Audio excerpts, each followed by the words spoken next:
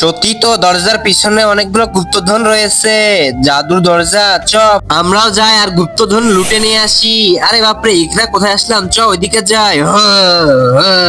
আরে এটা কে আবার রে? আরে দাঁড়াও, আজকে আমি তোমাদের খাবো। আমি মানুষ খাই, আমাকে খিদা লেগেছে, আমি তোমাদেরকে খাবো। আমি খাবো।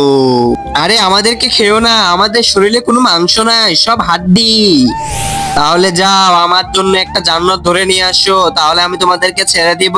ঠিক আছে, আমরা যাচ্ছি, কিন্তু তোমাদের মধ্যে শুধুমাত্র একজনই যাও আর একজন এখানে থাকো। আচ্ছা বন্ধু, তুই থাক, আমি নিয়ে আসতেছি এখনই। তার আগে বন্ধুরা, এই ছবিটিকে পছন্দ করে থাকলে লাইক সাবস্ক্রাইব করে দাও, আর লাইক সাবস্ক্রাইব না করলে বুঝবো তোমাকে শয়তান বাধা দিয়েছে। আর কমেন্ট করে জানাও তুমি কোন ধর্মের। আই লাভ আল্লাহ লিখে যাও।